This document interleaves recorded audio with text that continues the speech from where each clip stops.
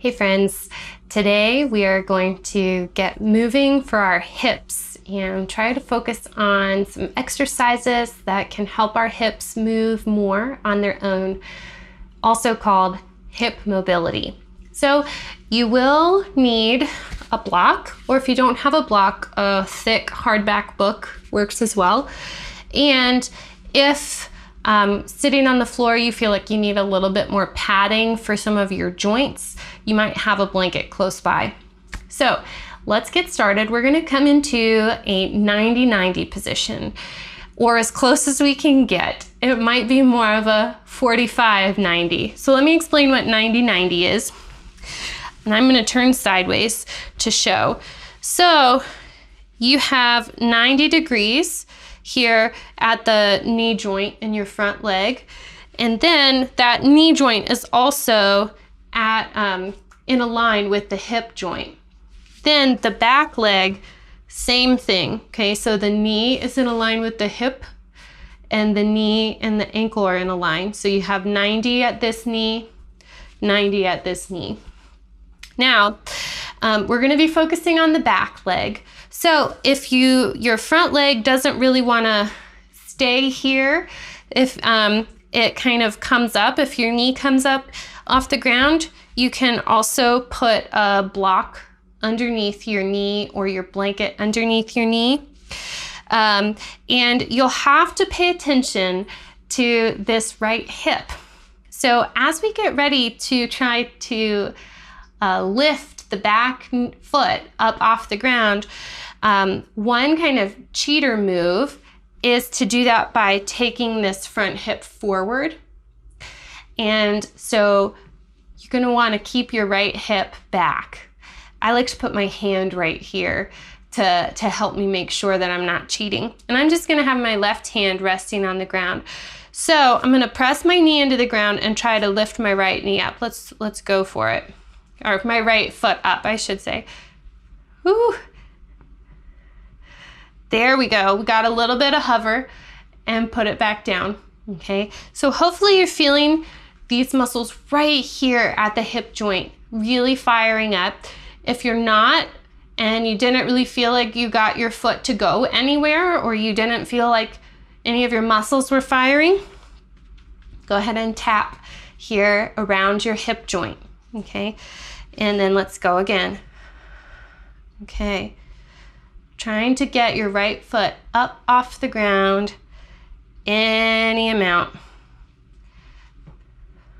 And relaxing in between. Now, if you're able to get your right foot up off the ground, notice how quickly it heads back down to the ground, okay? Mine kind of falls. So we're gonna see if we can lower with control, okay? So you're gonna lift your right foot up, and then slower than you lifted, lower it down.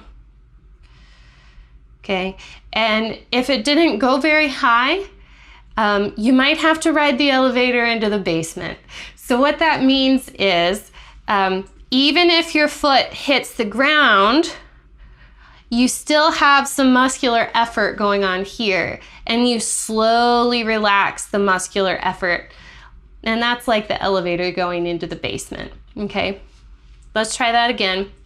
So lifting up, and then slower than you lifted, bring your foot back down to the ground, slowly releasing the muscular contraction. One more time. Slowly releasing the muscular contraction. The elevator goes down so slowly into the basement. There. Okay, let's go ahead and switch to the other leg. Now, it should feel pretty good to put this right leg back in that other opposite position. Okay, so the right leg is gonna be in front and the left leg is gonna be behind. And you have your knees in a line with your hips and your ankles in a line with your knees. So there's 90 degrees in your knees. Now, if of course you feel like your joints just don't want to go here yet, you can be kind of at a little bit more of a 45. and you can still work on this, okay? It'll still be really, really good for you. So again, if your front knee is kind of floating up in the sky like mine is, you can always put your block underneath your thigh or your knee to help you feel a little bit more stable. And remember, we're gonna put our left hand on the left hip so that we don't use a forward rocking motion to pick the leg up off the ground, because that's cheating. I can get a whole lot more lift through my leg if I let these other parts move it instead of letting these tinier parts, these more nuanced parts, do the work for me. Okay, so my left hip is gonna stay stationary, and here we go. I'm gonna try to lift the left foot up off the ground and set it down. Try that a few times, and if you're not feeling much muscular activity at all, remember you can come here, one finger and tap around the hip, and this says to those muscles, hey, it's time to wake up, we need you. This helps your brain connect with those muscles. It strengthens the Wi-Fi signal between your brain and your hip. Okay, so let's try again. See, I feel like I got a little bit more lift after that tapping. So you can just lift and lower here.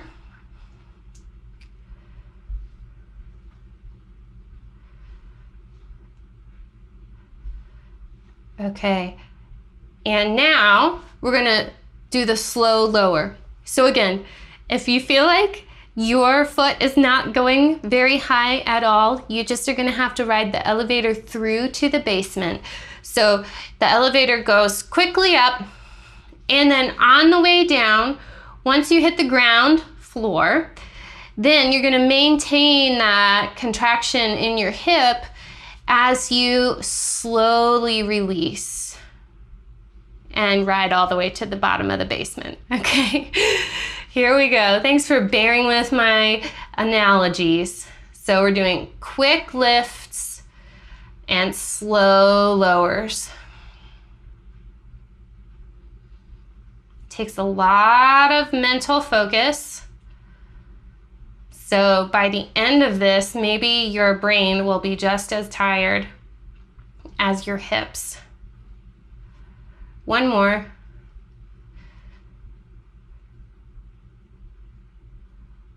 Okay, great. So let's go ahead and rock onto our bottom, and you can put your feet on the ground and your knees up. Take your hands behind you and just drop your knees from side to side. Trying to get knees to the ground on both sides or as close as possible.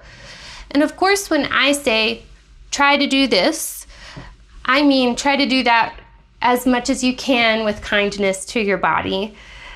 So obviously, if your legs only want to go here, be happy there. If your legs only want to go here and not all the way to the ground, love your body where it is today. One more windshield wiper.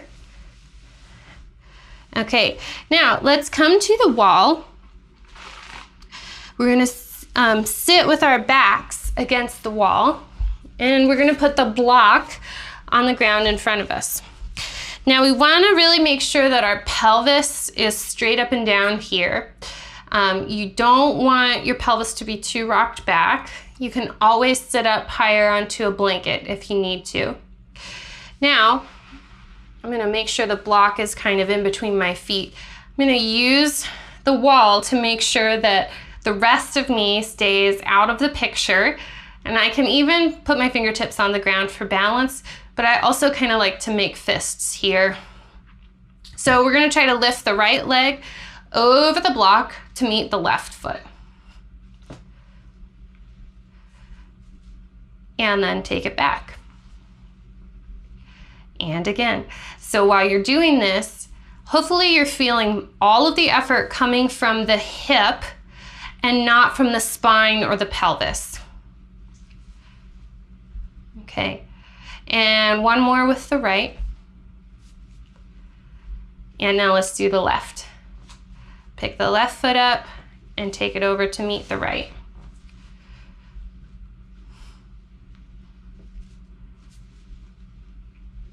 Again, making sure that the work is coming from our hip and not from our spine rocking or our pelvis rocking. One more here. Okay, so now give your legs a little rest, windshield wiper your feet, and you can do that same variation again. You can also give yourself a fun challenge and see if you can turn your block or your book up onto the next setting. Now, if you have a book, it might just, open up. So you might try to stack 2 books on top of each other. Get creative. Just give yourself a little bit more height to play with. Or conversely, if that first level felt like too much of a challenge, find a thinner book. Find something smaller and work with what you've got today. So make sure that you're backing into the wall to keep the rest of your body stable. And we're gonna do the right foot first. So pick your right leg up and move it over to the left. And back and forth. Now, another variation that you can play with here is how far out to the right you take your leg. Okay, it's gonna provide a different movement nutrient if you change the distance over which your leg is traveling. So feel free to play around with that. Okay, one more here. And let's go over to the other side. Okay, so left leg. Trying just to move from the left hip and not by the spine or the pelvis rocking. And again, you can have some fun with the distance that your leg is traveling. Ooh, that makes me quiver. So I've noticed a big difference here on my left to right. And so I know that over here, this is a range of motion that needs a little bit more practice. Oh my gosh, the difference is kind of crazy. Okay, one more. There we go. Okay, windshield wiper. Okay, now we're gonna play around with yet another leg movement, but you can get your block out of the way. We're gonna keep our backs up against the wall to, again, help us stay honest and really dose our hips with the movement instead of dosing our spines or our pelvis with the movement. Pelvi, pelvises, who knows? Okay, so from here, we're gonna bring one leg at a time into a half butterfly position. So you're gonna lift up your right leg, bending the knee, and you're gonna bring your heel in as far as it wants to go, and then just let your knee fall out. Okay, again, this might feel kind of nice after that 90-90 exercise that we did first. Okay, and then I'm gonna keep my hands up for this one, and then I'm gonna go ahead and again straighten my right leg out, and then I'm gonna switch over to the left. So bend your left knee, bring your heel in as far as it wants to go, and then relax the knee out. Okay, and here we go from side to side. Ah, that stretch feels good. So if you think about this position, when we normally come into a butterfly position, how do we get there? We usually pull our feet in or pull our legs into position using our arms. So this is kind of like the truth of what your hips want to do. So now go ahead and pull your left side in, and I just caught myself kind of snuggling my left foot closer to my pelvis. So try not to do that. Be honest, just go in as far as your left foot wants to go, and then bring your right foot in where it wants to go. Okay, and let your legs relax. That's your butterfly. My butterfly is asymmetrical. What's your butterfly look like? Let's go ahead and straighten the legs back out. And this time we'll build the right wing of the butterfly first. So bring your right foot in and then bring your left foot in. Okay, that time I was able to get a more symmetrical butterfly. One more time, each way. So it's gonna be 2 more times actually. So go ahead and straighten your legs. We're gonna build the left wing first. So bring your left wing in and then your right wing in. There we go. And then extend. And again, right wing first.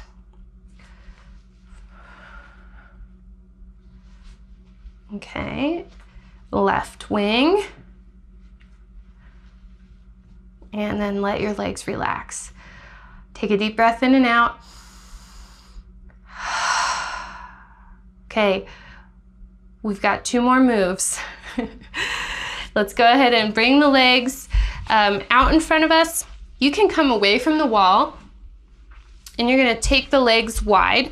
Oh wait, if we're doing this the honest way, so pick up your right leg and take it out to the side, and then pick up your left leg and take it out to the side, okay? And now you're gonna hook your thumbs together and extend your arms up. Now, try to break the grip of your thumbs. So you're reaching your hands and arms energetically away from one another. Take a nice long spine and really innervate your legs and even your glutes, okay? So it's almost like you are drawing your kneecaps towards your hips, you're squeezing your tush, and simultaneously you're trying to push your feet into the ground. I know, that's a lot. And then you're also trying to break this clasp here in your thumbs. So you've got a lot of tension through the body. This is helpful tension. Not all tension is bad, okay? So here we go. We're gonna lean forward any amount with a long spine, stopping where we feel like our legs are saying, hey, that's it. And then come up. And again, leaning forward and come up. And again, leaning forward. And come up. Last one. And come up. Whew. Go ahead and release your hands. That one made me sweat. Okay, let's bring the legs back in. And now we're going to transfer onto our stomach. So you may rest your head on the ground or on a block if you would like, but I'm gonna keep my head up a bit so that I don't get a muffly microphone. And you can also take your arms back behind you, back by your sides with your palms on the ground. Okay, so from here, bend your right knee. Okay, and now pay attention to your pelvis and where you're feeling your pelvis making contact with the ground. Try to keep your pelvis in just this same position and see if you can lift your right knee away from the ground any amount. And go ahead and set it back down. Now, as you go to lift your right knee up, you might feel your pelvis rock. So try to keep your pelvis steady and center and just lift your right knee up.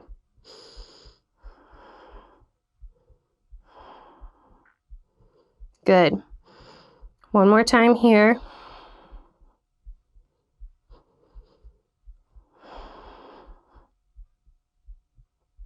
Okay, and let's go ahead and switch sides. So extend your right leg straight. Bend your left knee. And again, pay attention to where your pelvis is making contact with the ground and try to keep it there as you pick your left knee up away from the ground and release. So again, try not to let your pelvis rock as you lift.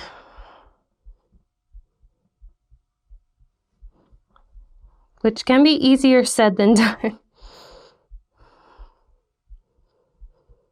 So you're also, another way to think of this is you're raising the roof, but with your foot. One more try.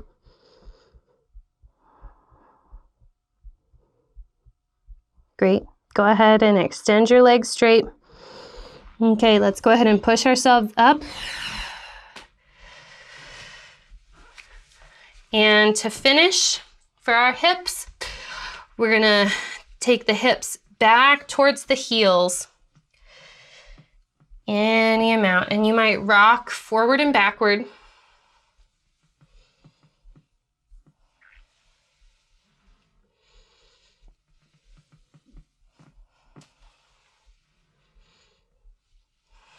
Last one.